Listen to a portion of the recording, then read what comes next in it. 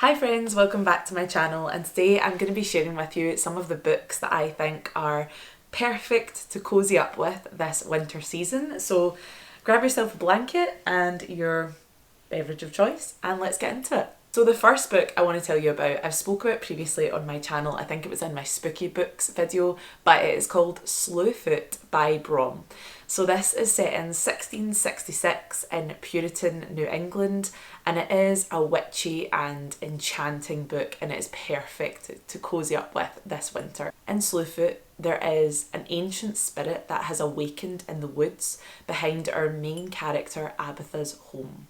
Now Abatha is recently widowed, and instead of selling off her farm and her land to her late husband's brother, she decides to take it on herself and tries to, make a go of it as a woman, a strong, independent woman on her own in Puritan New England, which obviously the men and the wider community don't really like. So Abatha is really shunned and outcast from the community, and she ends up running across these spirits that are residing in the woods behind her home.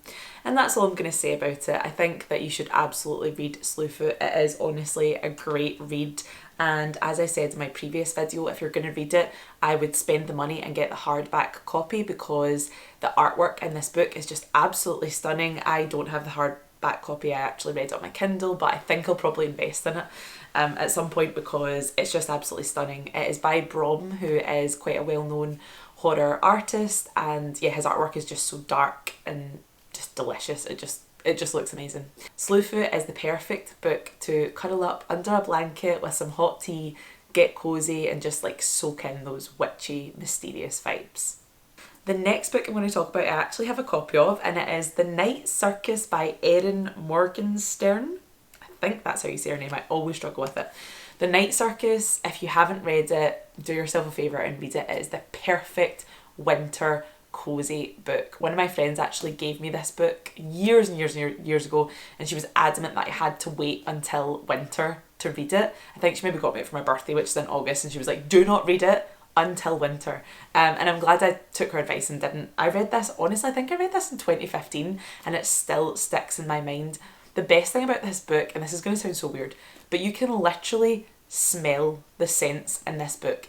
This author, I don't know how she does it, but it is like she bottles the scents that she's talking about and she puts them in the book. It's like it's like the book like secretes these smells. So think like cinnamon, hot chocolate, any sort of wintry smell you're going to be able to conjure when you're reading this book.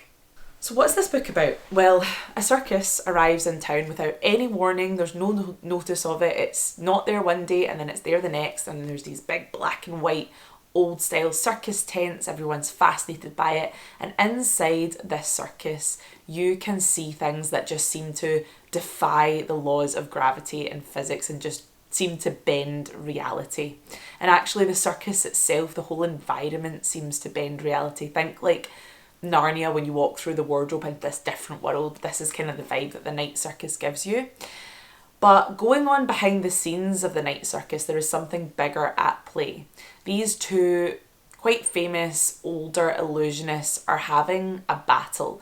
They decide to train up a young protege and put them in the Night Circus to battle it out and see which one is the best. So it's almost giving like Hunger Games meets Harry Potter. It's just, there's a lot in there. It's almost kind of Neil Gaiman-y as well. There's lots going on, and I honestly just think it is the perfect cozy winter read. The next book I want to talk about, I don't have a physical copy because I lent it to my sister, and it just seems to happen in our family that when you give away books, you don't get them back. But it is called The Paris Apartment, and it is by Lucy Foley. I'll just start off by saying I'll read anything Lucy Foley writes. See if she woke up in the morning and just like scribbled a wee note on a notepad, I would read it because she just seems to have some talent. So this is a murder mystery whodunit style thriller. It is perfect to read over the winter season.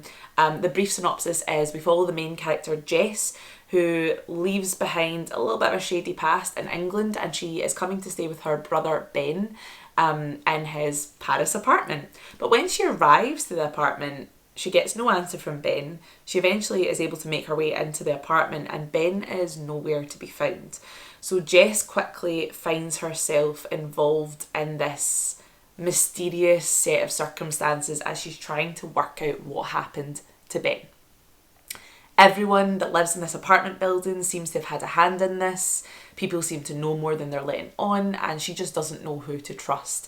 What I really love about Lucy Foley's writing, though, above all else, is that she really transports the reader to wherever she has set her books. So her first book, I think, was The Guest List, and that's set in the Scottish Highlands. The first book was The Hunting Party, that's set in the Scottish Highlands. The second was The Guest List, and that's set in Ireland. So lots of really rugged landscapes there. But this was quite different for Lucy Foley. It's set in a Paris apartment, quite bougie, it's just a different vibe, but you still felt just as enveloped in it. You really felt like the apartment building had a life of its own and was a character within its own right. And I absolutely loved that. So it is the perfect murder mystery whodunit that you can cozy up with and enjoy. And last but not least, I'm going to give a special mention to the book I'm currently reading, which is The Shining by Stephen King. Now, unless you've been living under a rock, you probably know the brief synopsis of The Shining, but just in case you don't, in The Shining, Jack takes a job at the Overlook Hotel. He is the caretaker for the winter season, and he brings along his wife Wendy and their son Danny. Now, Danny seems to have a special ability. He's able to see and hear and experience things that not many other people can. And they quickly discover that the infamous Overlook Hotel has many dark secrets, and some of its guests haven't quite checked out yet. So obviously I would say at this point, this is like a modern classic. This is Stephen King at his best, and I'm really enjoying it. I'm not quite finished it yet, but I'm not that far off, maybe like a quarter left to go. I'm really enjoying it, but I think you have to read this one during winter because they get snowed in at the Overlook Hotel. You know, Jack is looking after the hotel over the winter season, so lots of wintry vibes, and it's quite creepy, it's quite dark. You just have to read it on a dark night, again, curled up with your blanket. Maybe you can pretend that you're snowed in somewhere. Maybe you actually are snowed in somewhere and you've only got a book to keep you company. This is the perfect book to do that. Well, I'm saying that. Maybe not if you're by yourself, because it does get a little bit scary, but I'm really enjoying it, and I'm really excited to finally watch the film. I know I've never seen The Shining because I am that stubborn person that has to read the book first, and I hadn't read the book up until now, so don't you worry, as soon as I have finished this book, I will be watching the movie, and I'll probably do a little comparison video of like book versus film, if you're interested in that. So yeah, I just wanted to give it a special mention because I'm really enjoying it.